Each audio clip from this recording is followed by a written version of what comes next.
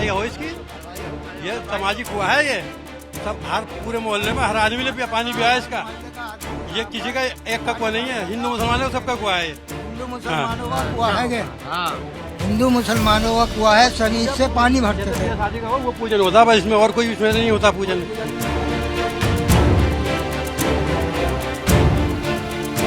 संभल के हातिमसराय इलाके में एक और कूप मिला है। प्रशासन ने इस कूप को चिन्हित किया है और इसकी भी खुदाई की बात की है प्रशासन ने।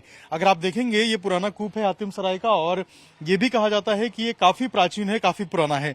इसके अंदर अगर आप ईंट देखेंगे तो इसमें भी जो कैया ईंट कहते हैं, जो मुगल के जमाने में इस्तेमाल किया जाता था, उन ईंटों का इस्तेमाल किया गया है। उससे पहले के ये ईंट बताए जाते हैं, और लोग कहते हैं कि यहाँ पर बहुत पहले से आकर जो पूजा पाठ है वो यहाँ पर किया जाता है। आप देखिए वो जो पतली ईंटें हैं वो पुराने मंदिरों में भी इस्तेमाल हुए हैं, और खग्गूसराय मंदिर की बात करें वहां भी इस्तेमाल हुए हैं।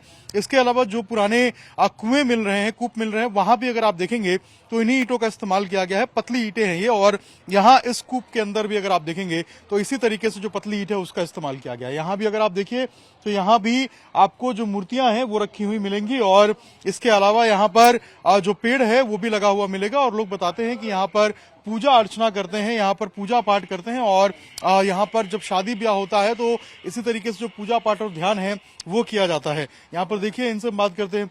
आप यहीं के रहने वाले हैं? जी जी। यहाँ पूजा पाठ होता था? हाँ, मेरा भी कुआं पूजन, मेरे बच्चों का, मेरे पोतों का, सबका यहीं होता। यही होता था। तो ये भर कब दिया गया? ये कूड़ा पड़ता रहता है, ये हम निकालते रहते हैं। तो पहले तो ऊपर तक हो गया था, अब इसको निकाला है। अब ये निकाल के सफाई वगैरह। आप लोग सब इधर ही के हैं? इधर के ही है सर। कितना पुराना है ये बहुत पुराना है, ये कम से कम 100 साल से पुराना कुआ है। ये हजरत अली बाबा दरगाह है यहाँ पर, उसी दरगाह का पत्थर उसमें लग गया, उसी पत्थर इसमें लग गया। ये कुआ शादियाँ होती थी तो शादियों में पूजा करते थे, और बाकी कुआ ऐसी था। अब आके हट गया था, बीच में हट गया था, फिर खोला गया था, फिर दोबारा से दोबारा भर दिया गया। दोबारा भर दिया। तो अब प्रशासन से मांग करेंगे इसकी खुदाई हो और यहाँ सफाई हो इसकी, ये सामाजिक हुआ है। ये सब हर पूरे मोहल्ले में हर आदमी ने पानी पिया है इसका। ये किसी का एक का कुआ नहीं है, हिंदू मुसलमानों का सबका कुआ है। हिंदू मुसलमानों का कुआ है। हिंदू मुसलमानों का कुआ है, शरीर से पानी भरते थे। शादी का हो वो पूजन होता है इसमें, और कोई इसमें नहीं होता पूजन। नहीं होता जो शादी होती थी, शादी ब्याह में पूजा ब्याह का हाँ पूजन होती है, वैसे कोई पूजन नहीं। 1989 में कन्हैया लाल थे, इनके राजू भाई के भाई, उन्होंने ये दीवार भी खिंचवाई थी और खुलवाया भी था। हम छोटे छोटे थे, नगर पालिका में वो फोटो भी लग रहा है। 1989 में कुआं खुला था, माली समाज के लोगों ने खुलवाया था। इनके भाई साहब जो कन्हैया लाल जी अब नहीं है वो दुनिया में। बाकी आप ये बता देंगे, पूरी बात इनसे पूछ लो। बिल्कुल। तो देखिए लोग बता रहे हैं कि यहाँ पर पूजन होता था, और इसको एक बार बाउंड्री भी कराई गई थी, और बाउंड्री कराने के बाद इसको जो है घेर दिया गया था। लेकिन समय के साथ ये बाउंड्री भी टूटी और इस कुएं के अंदर जो कूड़ा है वो डाल दिया गया था। अब लोग जो है मांग कर रहे हैं कि इसकी वापस से खुदाई हो। प्रशासन ने इसे चिन्हित किया है और आज इसकी खुदाई भी होनी है। पुराना कुआं है, प्राचीन कुआं है, और लोग बता रहे हैं कि इस कुएं को वापस से खुदवाया जाए और इसकी जो वास्तविक जो इसका एक स्वरूप है उसके अंदर इस कुएं को लाया जाए, क्योंकि यहाँ पर पूजा अर्चना होती है। जो शादी ब्याह होता है वहां लोग आके यहाँ पर पूजा करते हैं। अब देखना होगा कि प्रशासन आखिर इस कुएं को आज कब खुदवाएगी और किस तरीके से इस कुएं का जो राज है, रहस्य है, वो निकल के सामने आएगा। 1978 की हिंसा में कई लोग मारे गए थे। जब भी ये कहानी सामने आती है लोग सिहर जाते हैं, याद करने से डरते हैं। चाहे 97 साल के बुजुर्ग हों, कांपने लगते हैं, जिनकी दुकान जलाई गई थी, या फिर जिनके परिवार उनसे अलग हुए थे, सब लोग डर जाते हैं। हमारे साथ बात करने के लिए जुबैर साहब हैं। इनका नाम भी बतौर आरोपी उस जो दंगा हुआ था, जो बलवा हुआ था, उसके अंदर लिखा गया था।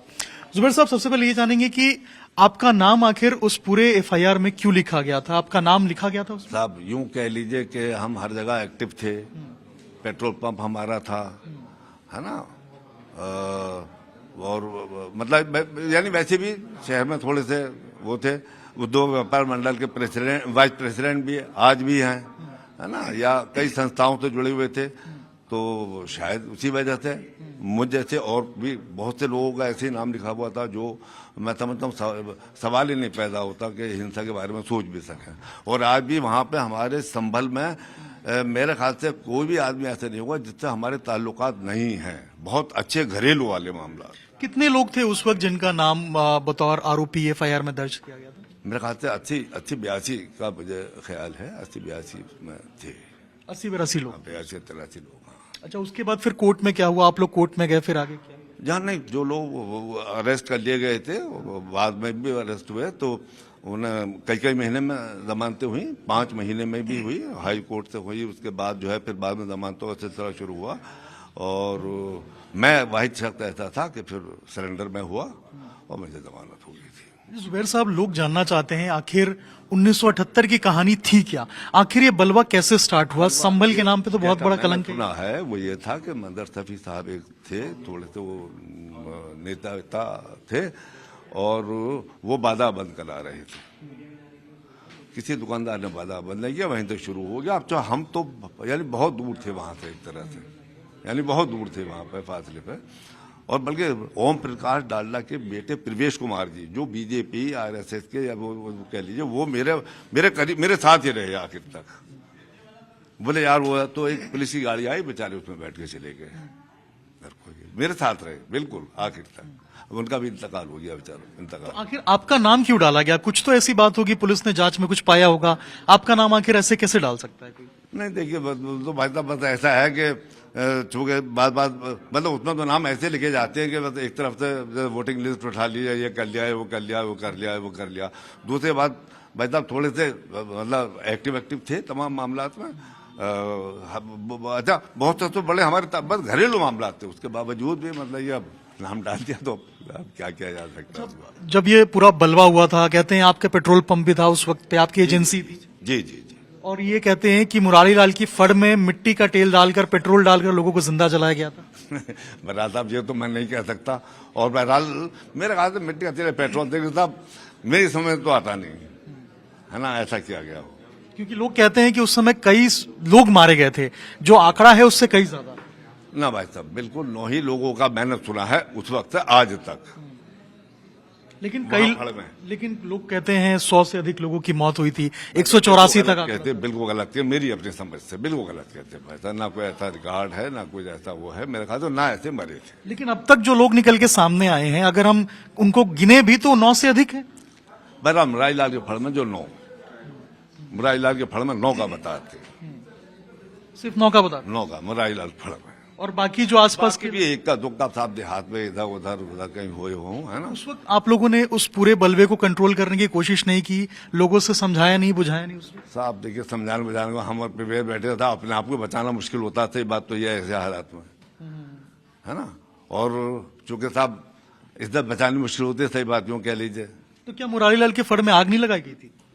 मेरे मतलब मैंने देखिए, मुझे तो ये पता नहीं लगाई या नहीं लगाई, है ना, लेकिन मैं समझता हूँ मुरारी लाल के फड़ में, बहरहाल मैंने आज तक ये नहीं सुना कि आग लगाई गई हो। कभी कुछ नहीं हुआ? हाँ, आग के बारे में नहीं मैंने। तो 78 का बलवा लोग क्यों याद करते हैं फिर? जब आग लगी नहीं, लोग मरे नहीं, तो फिर आखिर 78 के बारे में? लोग तो मरे।